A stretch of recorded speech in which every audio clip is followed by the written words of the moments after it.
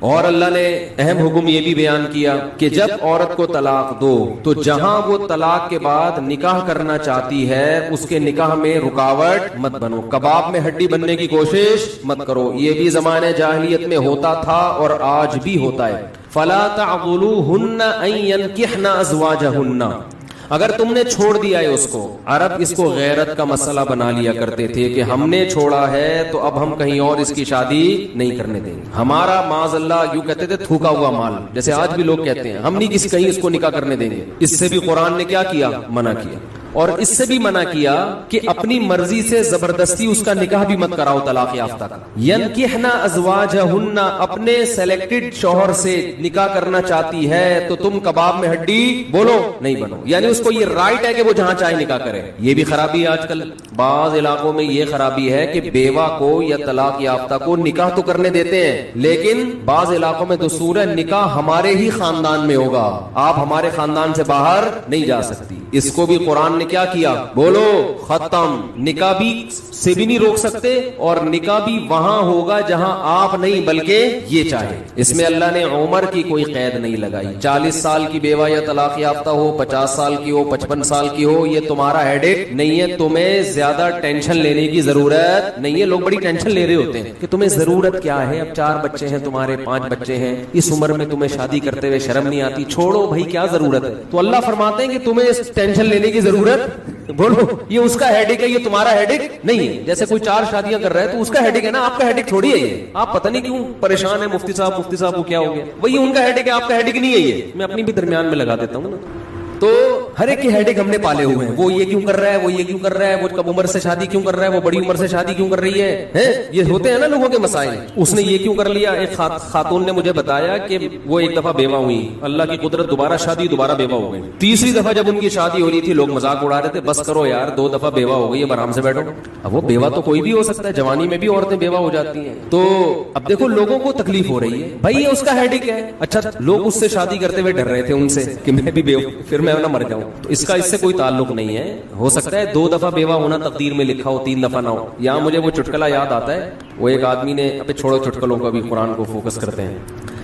آخر میں چٹکلے ہونا یہ صحیح ہوتا ہے، درمیان میں ہی آ جائیں تو پھر سارا موضوع چینج ہو جاتا ہے۔ اتنے اچھے حکام بیان ہو رہے ہیں قرآن کے، آگے اس کو آپ نے لوگوں کو بتانا بھی ہے۔ تو اللہ نے حکم دیا کہ طلاق کے بعد ایک دھیلا واپس نہیں لینا، خلا کی صورت میں لے سکتے ہو مگر خلا بھی شوہر کی رضا سے ہوتا ہے، یک طرفہ نہیں ہوتا، یاد رکھیں۔ دوسرا کام تم نے کیا کرنا ہے، اس کو کہیں اور نکاح سے روکنا نہیں ہے۔ تیسرا کام یہ کرنا ہے نکاح بھی وہاں کرنا ہے جہاں وہ چاہتی ہے، تمہاری مرضی نہیں مسلط ہوگی، اس کی مرضی چلے گی۔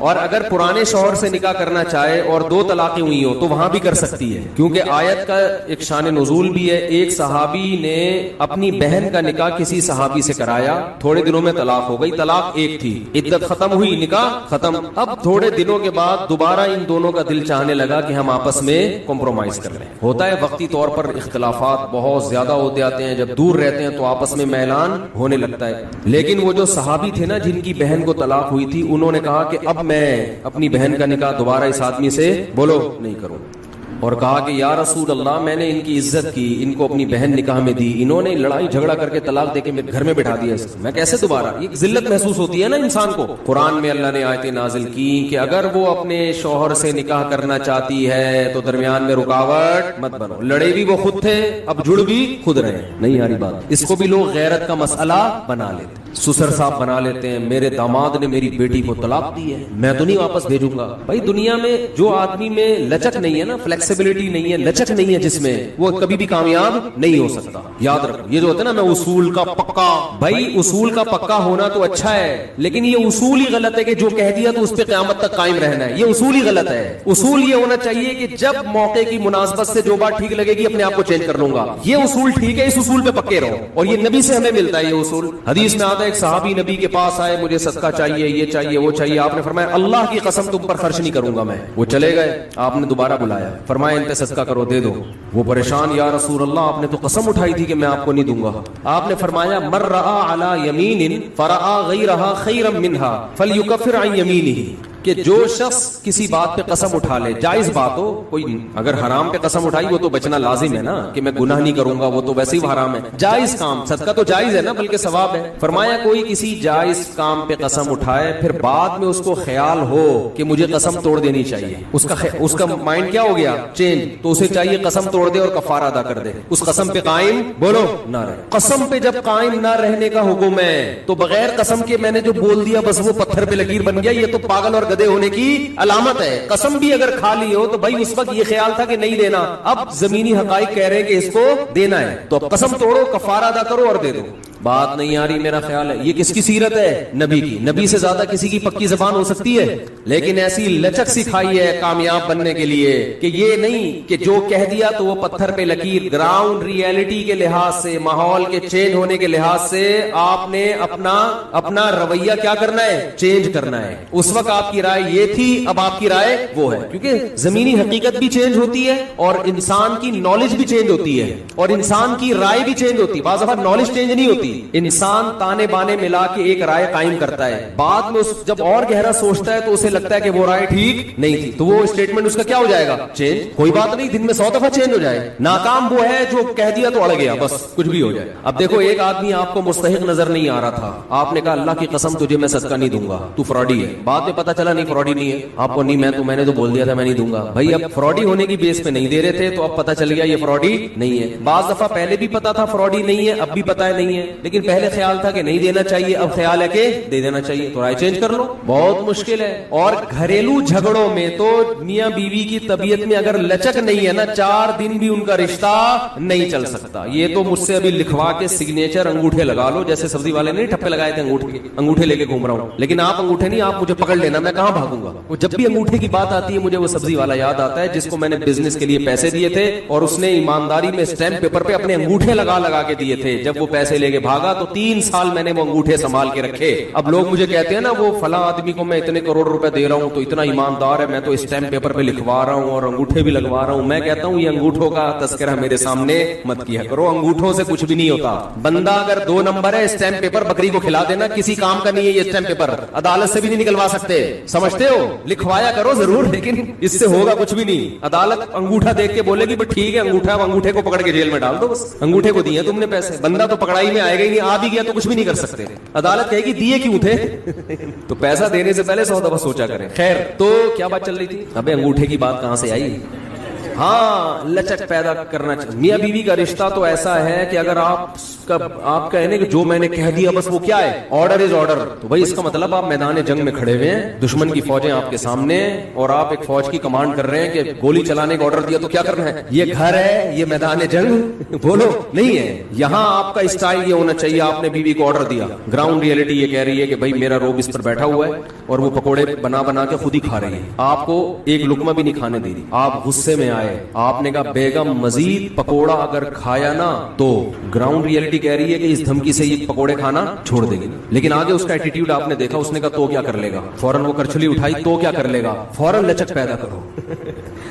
بولو تو صبر کروں گا اور کیا کروں گا, یہ کامیاب, یہ گھر کیا کیسے چلے گا, یہ رشتہ جوڑا رہے گا. اگر آپ نے اس کا ایٹیٹیوڈ دیکھ کے, اس کی پیشانی پہ سلوٹیں دیکھ کے اپنی دھمکی کو واپس نہیں لیا تو یہ گھر کیا ہوگا, پکوڑے تو کھا لو گے آپ لیکن آپ کے بچوں کی ماں مارکیٹ سے شارٹ ہو جائے گی.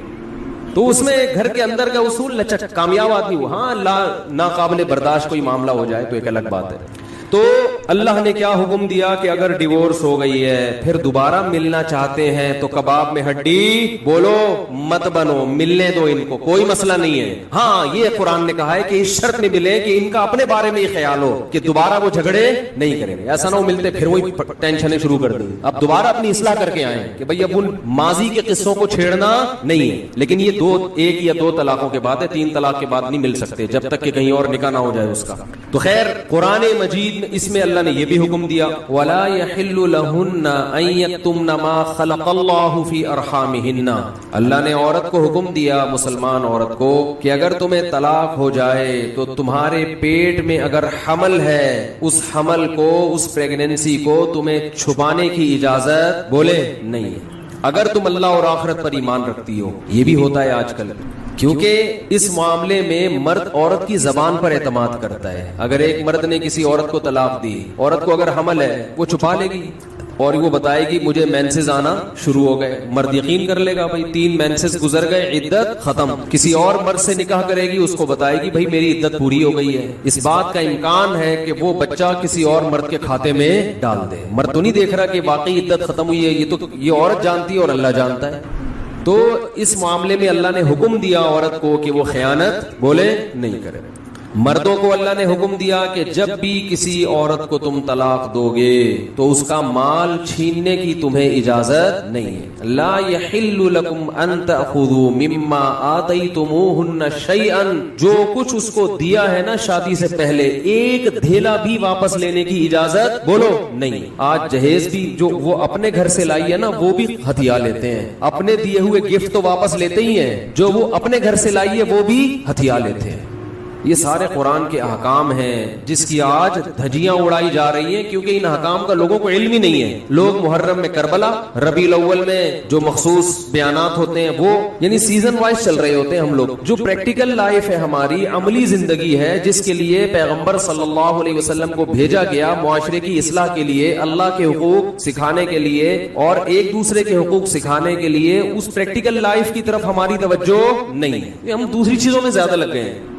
بس وہ جوشیلی تقریریں، لوگوں کو رلانا دھلانا، یہ کام رہ گیا. بہت سو کا، سب کا نہیں. اہل حق ہر دور میں رہ گئے. تو اللہ نے حکم دیا کہ ڈیورس کے بعد آپ کو عورت سے کچھ لینے کی اجازت بولو نہیں ہے. ہاں خلا کی صورت میں مہر واپس لے سکتے ہو. خلا یہ ہوتا ہے کہ مطالبہ عورت کی طرف سے ہو طلاق کا. آپ تو نہیں دینا چاہتے، اچھی بھلی زندگی گزر رہی ہے، اسی کو دماغ خراب ہو رہا ہے اس کا، نہیں مجھے نہیں رہنا.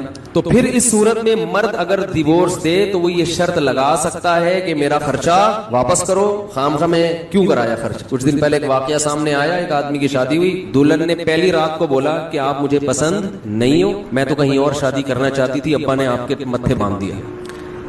حالانکہ 6 مہینے سے تیاریاں چل رہی ہیں. اب کیا گزرے گی اس آدمی کے اوپر؟ تو خیر اس نے تو اٹھا کے پٹخنا ٹھکائی لگانا شروع کر دی. کمبخت ایک میسج کر دیتی کہ میں راضی نہیں ہوں، میرا خرچہ کرا دیا، پہلی رات کو بول رہی ہے کہ نئی ٹھکائی لگانی چاہیے تھی. میں نہیں کہہ رہا، لیکن اس نے لگائی ٹھکائی، غلط کیا اس نے. تو ایسے موقع پہ بھائی ٹھیک ہے اپنا راستہ لو، میرا خرچہ واپس. اب کون رکھے گا ایسی صورت میں؟ چاہتی کہیں اور تھی بھائی تو چاہتی تھی بھی اگر کہیں اور، تو اب بتانے کی کیا ضرورت ہے؟ ہر بات بتائی تھوڑی جاتی ہے. بولو بھائی دل میں بولو چاہتی تو تھی لیکن چلو ہو گئی، اب اسی کو چاہنا شروع کر دیں گے آہستہ آہستہ. گدھا بھی اگر آپ پال لینا تھوڑے دنوں میں اس سے بھی محبت ہو جاتی ہے. تو پورا 2 ہاتھ 2 پاؤں کا انسان ہے، تھوڑے دنوں میں اچھا لگنے لگے گا. یہ سوچ کے صبر کر لو، پوری رپورٹیں پیش کر رہی ہیں اس کو، پوری رپورٹ. تو ظلم وہاں سے ہو، مطالبہ وہاں سے ہو، تو پھر آپ واپسی کا مہر کا واپس مطالبہ کر سکتے ہیں. بھائی جو مہر دیا واپس دو. یہ بھی اللہ نے ان آیتوں میں حکم بیان کیا.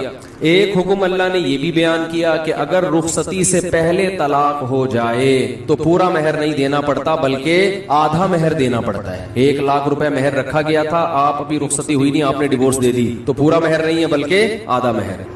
اس میں اللہ نے ترغیب دی ہے کہ مرد پورا دے دے تو اچھا ہے، اور عورت کو ترغیب دی ہے کہ آدھا بھی معاف کر دو تو اچھا ہے. ترغیب دونوں کو دی جا رہی ہے، چھوڑو بھائی، لیکن حکم بیان کیا جا رہا ہے کہ مرد کو آدھا دینا پڑے گا اگر وہ مطالبہ کرے. رشتوں میں بھی یہ دیکھو لوگ کیا کرتے ہیں، صرف دینداری دیکھ رہے ہیں رشتے میں. ٹھیک ہے سب سے پہلے دینداری ہے، اور بھی چیزیں دیکھنی ہے. لوگ عجیب عجیب مشورے کر رہے ہیں. ایک صاحب اپنی بیٹی کی شادی کر رہے ہیں کسی بڑی عمر کے آدمی سے، کہہ رہے دیندار بہت ہے. میں نے کہا یار آپ کی کم عمر بچی جب اس بڑی عمر کے یا تو خود بہت زیادہ لٹو ہوئی ہو تو ایک الگ بات ہے، لٹو ہو جائے تو پھر تو دل تو کسی پہ بھی آ سکتا ہے نا. نارمل حالات میں یہ جب اس بڑی عمر کے آدمی سے نکاح کرے گی، ٹھیک ہے وہ دیندار ہے، مگر یہ میچنگ کی شادی بولو نہیں، اس کا دل اس سے مائل ہی نہیں ہوگا. نکاح میں تو یہ بھی دیکھا جاتا ہے نا کہ آپس میں محبت بھی تو ہو، تو محبت بزرگ سے بزرگوں جیسی محبت ہوگی نا، ٹھیک ہے نا، شوہر والی تھوڑی ہوگی. الا یہ کہ کوئی بہت ہی عاشق ہو، وہ تو لٹو تو دنیا میں کھیلتے رہتے ہیں لوگ ایک دوسرے کے ساتھ. ایسے لوگ بھی آتے ہیں، نوجوان لڑکا ہے بڑی عمر کی خاتون سے شادی کر رہا ہے، اما مار رہی ہیں، کیا کر رہا ہے؟ وہ کہہ رہا ہے میرا دل ہی اس پہ آیا ہوا ہے. تو میں پھر مشورہ دیتا ہوں جب دل آ گیا تو کر لو، تمہیں وہ بزرگ لگی نہیں رہی تو اسی طرح اس کو بھی نہیں لگ رہا ہوتا بعض دفعہ ہو. لیکن نارملی یہ ٹھیک بولو نہیں. دیکھو حضرت ابو بکر کا مقام زیادہ تھا یا حضرت علی کا مقام؟ حضرت ابو بکر کا زیادہ. حضرت عمر کا مقام زیادہ یا حضرت علی کا؟ نکاح کا پیغام تو حضرت فاطمہ کے لیے سب کی طرف سے آیا، مگر نبی نے سلیکشن کس کی؟ حضرت علی. حالانکہ وہ ان دونوں سے مقام میں کم تھے. کیوں؟ عمر میچ کرتی تھی. بات آ رہی ہے سمجھ میں؟ عمر کیا تھی؟ اور یہی مسئلہ ہوا کہ جب حضرت جعفر طیار رضی اللہ تعالیٰ عنہ شہید ہوئے ہیں، ان کی زوجہ حضرت اسما بیوہ ہوئی ہیں، تو حضرت علی نے ان بیوہ کے لیے نکاح کا پیغام بھیجا، حضرت ابو بکر نے بھی بھیجا، تو انہوں نے ابو بکر کے پیغام کو قبول کیا۔ عمر کیا تھی بولو؟ انہوں نے فرمایا کہ ان کی عمر کیا ہے حضرت علی کی؟ کم عمر ہے، وہ عمر میں میچ کر۔ پھر حضرت ابو بکر کے انتقال کے بعد حضرت علی نے بعد میں دوبارہ نکاح کا پیغام بھیجا، وہ انہوں نے قبول کر لیا، کیونکہ حضرت علی کی عمر اس وقت کیا ہو چکی تھی بولو؟ زیادہ ہو چکی تھی۔ تو ہر چیز میں یہ دیکھا جائے گا، آج لوگ کمانڈر بناتے ہیں نیک آدمی کو، یہ بہت بڑے بزرگ ہیں، ان کو سیاسی لیڈر بنا دو، اور بھائی سیاست کے لیے صرف نیک ہونا کافی بولو نہیں، دنیا کا پتا ہو، اس کو تجربہ ہو۔ یوسف علیہ السلام نے جو کہا تھا نا مجھے وزیر خزانہ بنا دو، تو دلیل میں یہ نہیں کہا تھا کہ میں پیغمبر ہوں اس لیے بنا دو، دلیل میں یہ نہیں کہا تھا میں بہت نیک ہوں اس لیے وزیر خزانہ بنا دو، دلیل میں یہ نہیں کہا تھا کہ دیکھو مجھے بادشاہ کی بیوی نے زنا کی دعوت دی مگر میں اتنا نیک کہ بچ نکلا لہذا مجھے بنا دو۔ نہ نہ نہ، وزیر خزانہ کے لیے یہ کوالٹیز کا ہونا ضروری نہیں، اس کے لیے دو چیزیں، نمبر ایک خزانہ خود نہ کھائے، حفاظت کرے، نمبر دو اکاؤنٹنگ کا علم جانتا ہو، اکنامکس کا علم جانتا ہو، کتنا خزانہ اسٹور کرنا ہے، کتنا ایکسپورٹ کرنا ہے اور کتنا قوم پہ خرچ کرنا ہے، اور خزانے کی جو ایکسپورٹ ہوگا نا مال، اس کی ویلیو کیا ہونی چاہیے کہ سب کو خزانہ بھی ملے، مال بھی ایکسپورٹ اور معیشت بھی مضبوط ہو، اس کے لیے اکنامکس کا علم چاہیے۔ اس لیے یوسف علیہ السلام نے فرمایا بادشاہ سے کہ مجھے وزیر خزانہ بنا دے، میرے اندر دونوں کوالٹیز ہیں، حفیظ، خزانے کی حفاظت کروں گا، خیانت نہیں کروں گا، نمبر دو علیم، یہ علم بھی رکھتا ہوں خزانوں کی حفاظت کا اور اس کو تقسیم کرنے کا، اس بیس پہ وزیر خزانہ بنے۔ نہیں آ رہی بات؟ میرا خیال ہے تو جس کو جو کام دیا جائے گا نا یہ دیکھا جائے گا یہ اس کام کا اہل بھی ہے کہ نہیں ہے، چاہے وہ نیک ہو یا نہ ہو، اہل، پھر ہاں جو اہل ہے نیک بھی ہے تو وہ زیادہ اہل ہے، پھر نیک ہونے اگر نیک بھی اور اہل بھی، ہر چیز میں یہ دیکھو۔ پھر اللہ نے بنی اسرائیل کے ایک پیغمبر کا واقعہ سنایا کہ بنی اسرائیل کو اللہ نے حکم دیا کہ فلاں علاقے پہ حملہ کرو، بنی اسرائیل نے کہا ہم کیسے، پہلے کہہ رہے تھے ہمیں حکم دے ہم جہاد کریں، جذبہ تو بہت ہوتا ہے نا، بے بس جنگ چھڑ جائے بس دیکھو پھر کیا ہوتا ہے، باتیں کرنے پر گورنمنٹ کی طرف سے کوئی پابندی نہیں، تو پیغمبر نے ان کو حکم دیا تم نالائق لوگ ہو، اللہ جہاد فرض کرے گا تم لوگ کرو گے نہیں۔ انہوں نے کہا کیوں نہیں کریں گے، دشمن قوم نے ہم سے ہمارے بچے چھین لیے، ہمیں قیدی بنا دیا، ہمیں ہمارے گھروں سے جلا وطن کر دیا، بس آپ اللہ کا حکم کا انتظار کریں اور حکم دیں ہم لڑیں گے۔ پیغمبر نے کہا ٹھیک ہے بھائی اللہ کا حکم آ گیا، ٹھیک ہے جہاد فرض ہو گیا ہے، اب اس قوم پہ حملہ کرو جس نے تمہیں گھروں سے نکالا، اور طالوت کو اللہ نے تمہارا کمانڈر بنا کے بھیجا ہے، طالوت تمہاری قوم میں ایسے ہیں جو تمہاری کیا کریں گے کمانڈ۔ تو وہ کہنے لگے انا یکون لہ الملک علینا، طالوت کہاں سے کمانڈر ہو گیا بھائی، یہ تو غریب آدمی ہے، غریب کو ہم اپنا امیر نہیں بنا سکتے۔ پیغمبر نے ان سے کہا کہ ان کے اندر دو کوالٹی ہیں، زادہ بسطۃ فی العلم والجسم، جسم مضبوط اور اللہ نے لڑنے کی نالج دی ہے، ان کو علم بھی دیا ہے، نقشے پڑھنا جانتے ہیں، یہی ہوتا ہے نا کمانڈر کے پاس علم، قوم کو لیڈ کرنا، فائٹ کرنا اور صحت بھی اچھی۔ اس میں اللہ نے بتا دیا کہ فوج کی کمانڈ کے لیے دو صلاحیتوں کا ہونا ضروری، کیونکہ یہ سلیکٹڈ تھا اللہ کی طرف سے، طالوت یہ اللہ کی طرف سے سلیکٹڈ تھے نا، دو چیزوں کی وجہ سے، پیسے کا اس میں دخل نہیں ہے بلکہ پیسے والا آدمی تو مروا دیتا ہے عام طور پہ، کیونکہ جب پیسہ ہوتا ہے نا تو میدان جنگ میں لڑنا بہت مشکل، اپنے بینک میسج آ جائے گا آپ کے اکاؤنٹ میں 3 کروڑ روپے ٹرانسفر ہو گئے ہیں، وہی میدان جنگ میں نا میسج آئے گا وہ جو آپ نے پلاٹ بیچا تھا نا 3 کروڑ روپے مزید آ گئے ہیں، آدمی کہے گا یار ابھی نندن کو چائے پلانے کے چکر میں 3 کروڑ روپے چھوڑ دوں یار میں اپنے، کیا خیال ہے؟ غریب آدمی زیادہ جوش سے لڑتا ہے۔ تو اللہ نے فرمایا کہ دو کوالٹی ہے ان کے اندر، اگر مالدار ہے نا اور دنیا سے محبت نہیں ہے پھر لڑے گا، جیسے سلیمان علیہ السلام مالدار تو تھے مگر دنیا سے محبت نہیں تھی، دنیا کو مسافر خانہ سمجھتے تھے، انہوں نے کمانڈ کی، میدان جنگ میں لڑے ہیں۔ داؤد علیہ السلام مالدار تھے، بڑے زبردست کمانڈر تھے۔ تو اصل چیز ہے دنیا سے محبت نہ ہو، کیونکہ غریبوں میں کم ہوتی ہے مالداروں میں زیادہ ہوتی ہے، اس لیے اللہ نے وہاں غریب کی سلیکشن کی۔ تو دو چیزوں کا ہونا ضروری، اس سے پتہ چلتا ہے بھائی اسلام گراؤنڈ ریئلٹی کو دیکھ کے، اسباب کو دیکھ کے چلتا ہے۔ لوگ مفتیوں سے آ کے کاروبار کے مشورے لے رہے ہیں، مجھ سے کہتے ہیں کہ مفتی صاحب میں ڈالڈے کا یا گھی کا وہ بزنس کرنا چاہتا ہوں، میں کہ بھائی میرے سے تو یہ پوچھے کہ یہ کال حلال ہے کہ حرام ہے، مجھے کیا پتا بزنس کا یار، میں کیسے مشورہ دوں گا؟ میں تو یہ بتاؤں گا کہ انگوٹھے لگا کے کسی پر اعتماد، انگوٹھا قابل اعتماد نہیں، یہ میرا تجربہ ہے، اس لیے میں اپنے تجربہ شیئر کرتا ہوں۔ جس نے آپ کے پیسے صرف وہ ہیں جو آپ کی جیب میں رکھے ہوئے ہیں، جب دوسرے کی جیب میں پیسے چلے گئے تو انگوٹھا آپ کا ہو گیا، اس کا جو انگوٹھا تھا، پیسے کس کے ہو گئے؟ اس کے۔ تو یہ تجربہ میں بتا سکتا ہوں، تو جو جس کی فیلڈ ہے اسی پہ سوٹ کرتی ہے۔ میں تو یہاں تک لوگوں سے کہتا ہوں انگلش اگر سیکھنی انگریزوں سے سیکھو، ٹھیک ہے آپ کو یہاں انگریز نہیں ملیں گے، یہیں کے ٹیچروں سے سیکھو، لیکن جو ایکسنٹ ہے نا، جو لب و لہجہ ہے وہ کہاں سے صحیح کرو؟ بولو گوروں سے۔ جو ماہر ٹیچر ہوتے ہیں نا وہ بھی گوروں वर्ड्स की जो आपस की बातचीत है ना उसको पिक करते हैं। इधर से सीखोगे तो किसी उर्दू स्पीकिंग से सीखोगे तो उर्दू का तड़का लगा देगा वो उसमें, पंजाब वालों से सीखोगे तो पंजाबी का तड़का लगा देगा। वो 50-50 आया करता था, बशीरा इन ट्रबल, सुन देखा वो, यूट्यूब पे सर्च करें देख लें, आप कहेंगे रमजान में कैसी चीजें मुफ्ती साहब हमको दिखा रहे हैं। उससे ये मेरी बात आपको समझ में आएगी। उसमें 50-50 में ये 55 की चीजें हैं ना, उसमें ये दिखाया था कि पंजाबी लोग इंग्लिश फिल्म बना रहे हैं, उस फिल्म का नाम रखा है बशीरा इन ट्रबल। और फिर जो इंग्लिश वो बोले हैं, would you like to tell me that what is the reason why do you want to kill me? ये चल रहा है, मुझे पूरे अल्फाज याद नहीं है उसके। तो अगर आप यहां से इंग्लिश सीखेंगे तो फिर आपकी इंग्लिश एंड पूरे कलकले हो रहे होंगे, and what do you want to do, ठीक है ना। तो चलो ना होने से ये भी बेहतर है, हमें तो इतनी भी नहीं आती, लेकिन दुनिया का एक उसूल है। तो यहां भी कैसा कुरान ने बताया कि तालूत को जो कमांडर बनाया गया, अल्लाह ने फरमाया कि दो वजह से बना रहा हूं। एक, सेहत क्या है, अच्छी है, अच्छी सेहत लड़ने के लिए जरूरी है, तभी फौज में एक्सरसाइजेस करवाई जाती हैं, वर्जिशें करवाई जाती हैं, सेहत का बड़ा ख्याल किया जाता है। शुगर के मरीज को फौज से फौरन क्या किया जाता है, बरतरफ। अब कोई शुगर का मरीज हो, बोले यार कोई फौजी हो ना लड़ने वाला, या कोई बीमारी हो उसको, बड़ी कैंसर हो गया, यार मुझे आप निकाल रहे हो, यार ये तो गलत है ना, देखो मैंने क्या किया है। भाई अल्लाह का एक उसूल है, अल्लाह का एक कानून है कि लड़ने के लिए कौन लोग चाहिए, सेहतमंद लोग। जो इन बीमारी, मुझे नहीं पता शुगर वाले को निकालते हैं कि नहीं निकालते, बाज़ दफा मैं बात कह देता हूँ, फिर फोन आ जाता है भाई कोई नहीं निकालते। मैंने सुना है कि शुगर के मरीज को फौजियों में कम से कम छोड़ते नहीं है, शायद ऑफिसर में होते हैं, वल्लाहु आलम। तो अब बनी इसराइल को अल्लाह ने कमांडर दे दिया तालूत। बनी इसराइल ने कहा ये गरीब आदमी है, भाई तुमने गुर्बत का क्या करना है, इससे तुमने कोई हदिये लेके थोड़ी खाने हैं, बस एक दिमाग, तुम्हें उसकी गुर्बत का क्या करना है, जो तुम्हारे काम की चीजें वो उसमें मौजूद है। खैर तालूत जो है ना लश्कर लेके चले, जब लश्कर लेके चले हैं तो तालूत ने कहा कि बड़ी कौम से लड़ाई है तो अल्लाह पहले आजमाएगा, हमें प्यास लगेगी, अल्लाह ने हुक्म ये दिया है कि किसी ने दरिया से पानी नहीं पीना, प्यास को बर्दाश्त करना है, एक चुल्लू पीने की इजाजत है, इससे ज्यादा नहीं। ये आजमाइश है, जो इस आजमाइश में पूरा उतरेगा तो उसके साथ अल्लाह की मदद। कुरान कह रहे हैं ज्यादातर ने पी लिया, आजमाइश में पूरा नहीं उतरे, पूरे नहीं उतरे। अब जब मैदान में खड़े हुए हैं तो हजरत दाऊद अलैहिस्सलाम जो थे ना, वो पैगंबर अभी बने नहीं थे, वो बनी इसराइल के एक फर्द थे हजरत दाऊद, वो तालूत की कमांड में एक सिपाही बन के लड़ रहे थे। बनी इसराइल के बाद में पैगंबर, अल्लाह ने इसी जंग की वजह से उनको पैगंबर बना दिया। अब क्या है कि सामने मुकाबला जो था ना, उनके कमांडर का नाम था जालूत, वो बड़ा पहलवान, बड़ा बहादुर, उससे लड़ना आसान नहीं था। अब जब मैदान गर्म हुआ है ना, दोनों फौजें आमने सामने खड़ी हुई हैं, तो ये बनी इसराइल में बहुत से बोलने लगे,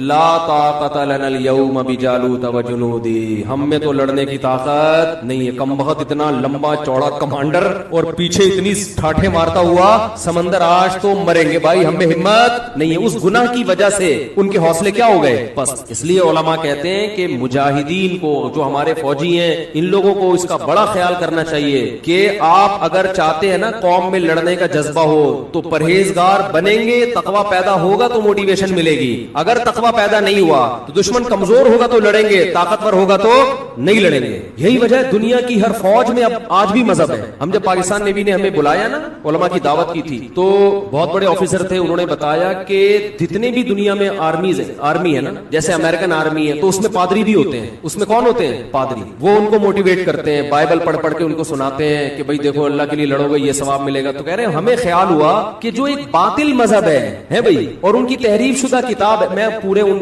ऑफिसर के अल्फाज नकल नहीं कर रहा, जो उनके अल्फाज हैं अपने अल्फाज में उनका मफहूम बयान कर रहा हूं कि हमारे पास तो एक सच्चा मजहब है इस्लाम, तो हम मजहब से क्यों दूर रहे भाई, हम क्यों मजहब से दूर रहे। तो मजहब जो है ना हमारी फौज की सबसे बड़ी जरूरत है, और हमारा लिबरल तबका और लिबरल ऑफिसर जो फौज है ना, फोर्सेस, उनसे मजहब को क्या कर रहे हैं, बोलो, दूर कर रहे हैं। उनको ये नहीं पता कि अगर आपने फौज से मजहब को निकाल दिया तो इस फौज में ताकत की बेस पे तो लड़ने की ताकत होगी, लेकिन जहां दुश्मन ताकतवर हुआ ये लड़ने के काबिल नहीं रहेगी। क्योंकि इंसान लड़ता या तो ताकत की बेस पर है या किसके खौफ से, अल्लाह के खौफ और शहादत के जज्बे से। अगर आप पावर, जैसे अमेरिकन लड़ते हैं, वो पावर सुपर पावर है भाई, इस बेस पे लड़ रहा है, और मुकाबले में अफगानी लड़ रहे हैं, उनके पास पावर है, लेकिन 20 साल हो गए अमेरिकन और अफगानियों की लड़ाई का नतीजा कुछ भी नहीं निकल रहा। वो एक तरफ दुनिया की सुपर पावर, दूसरी तरफ दुनिया का गरीब तरीन मुल्क, और लड़ाई के नतीजे में रिजल्ट क्या है, जीरो।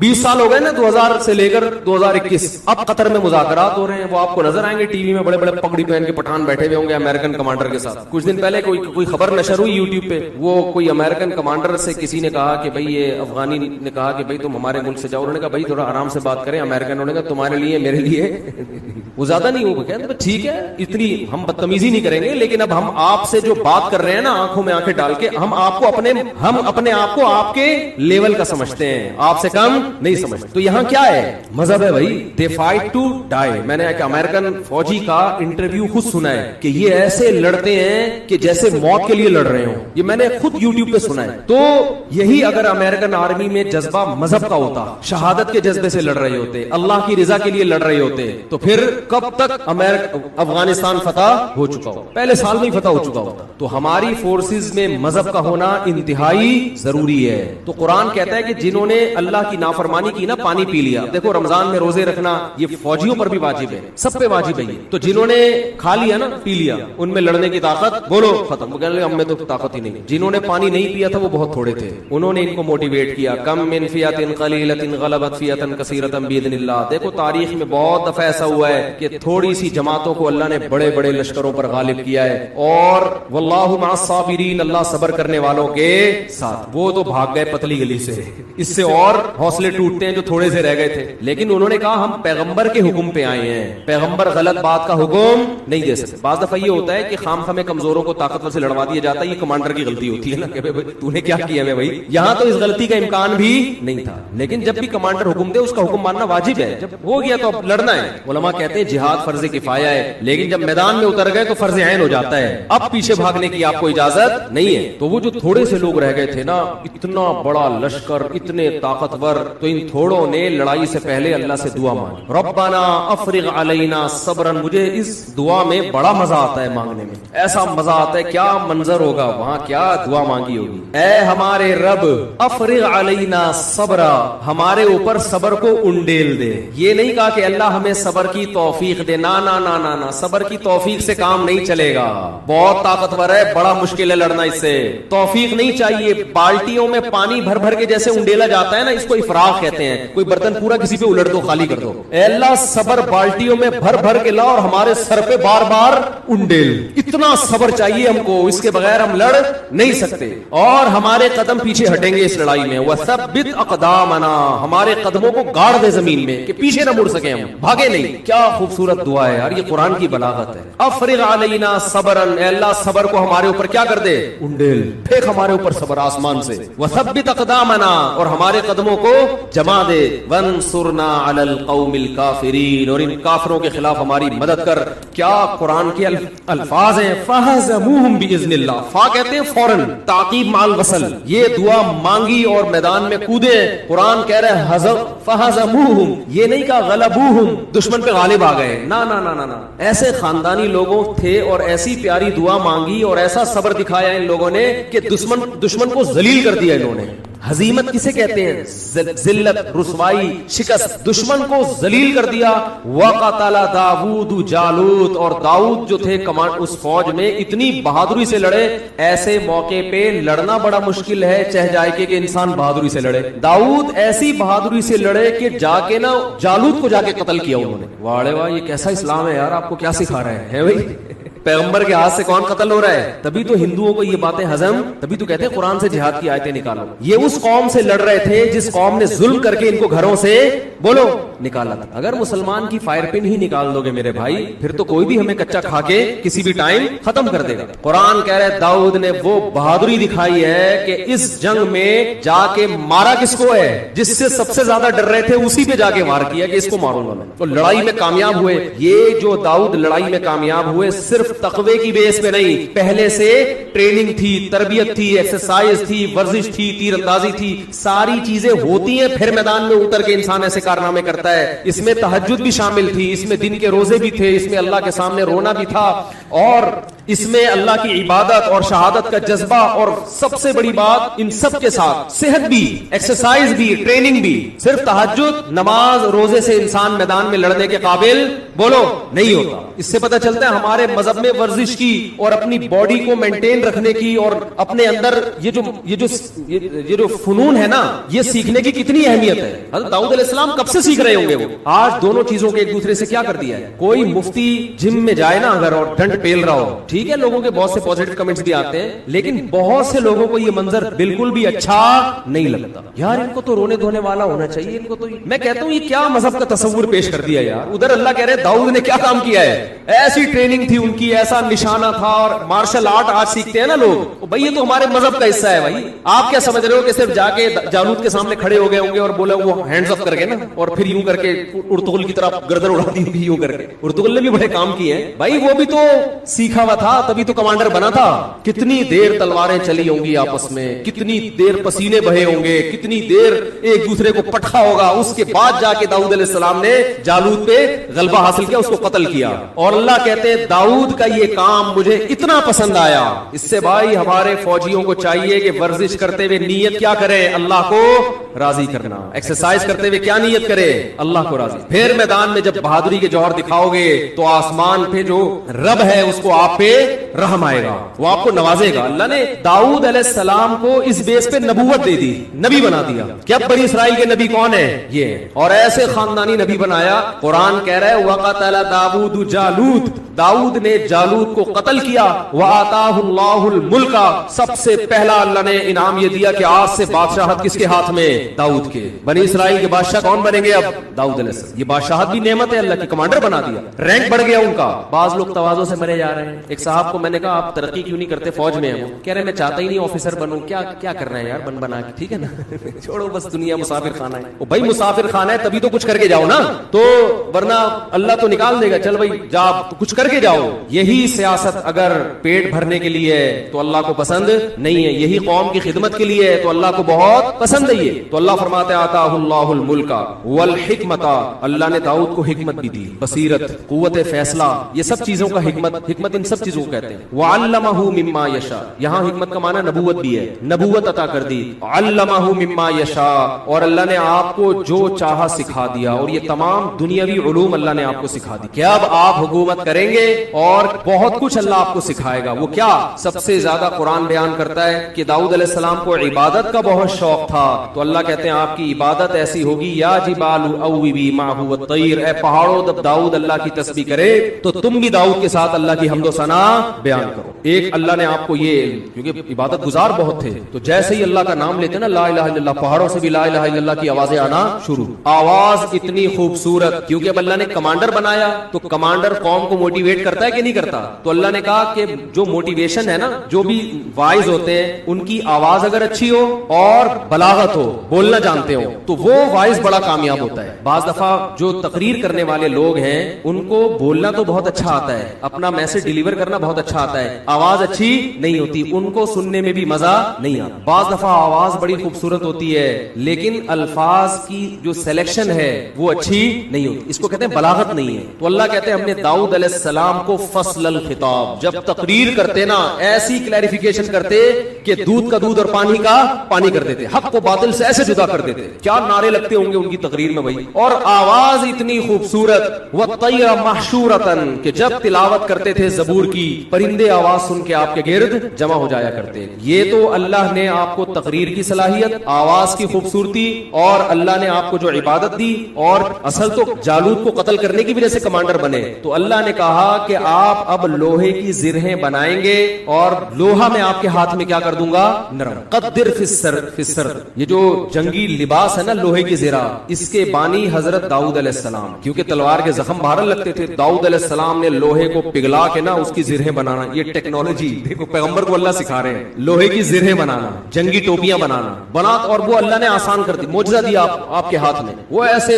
جہاں جس طرح سے لوہے کو حکم دیتے نا وہ ڈھل جاتا. پھر اللہ نے داؤد علیہ السلام سے کہا کہ اے داؤد اعملوا آل داؤد شکرا، اے داؤد میں نے تجھ پر اتنے انعامات کیے، تجھے کمانڈر بنا دیا، تجھے ایک بیٹا دیا سلیمان جو تیرے بعد جانشین ہوگا، ولی عہد ہوگا، اور اس کو اس سے بھی زیادہ معجزے دوں گا. اتنے میں نے تجھ پر احسان کیے ہیں. اعملوا آل داؤد شکرا، اے داؤد اور اے داؤد کے خاندان والوں شکر ادا کرنا. قلیل من عبادی الشکور، شکر گزار بندے میرے بہت تھوڑے ہوتے. نعمتیں بہت سو کو ملتی ہیں لیکن نعمتیں حاصل کر کے اترانے والوں کی تعداد زیادہ ہے، شکر کرنے والے مارکیٹ میں شارٹ. لیکن داؤد علیہ السلام کو تو قرآن نے گواہی دی کہ وہ شکر گزار بنے. اس میں اللہ نے بتا دیا کہ میں بہت سو کو بڑی بڑی نعمتیں دیتا ہوں لیکن وہ نعمتیں ملنے کے بعد اپنی اوقات بھول جاتا. تو یہ بڑا دلچسپ واقعہ اللہ نے بیان کیا ہے کہ اسی بیس پہ داؤد علیہ السلام کو حکومت ملی ہے. وقت بہت زیادہ ہو گیا ہے.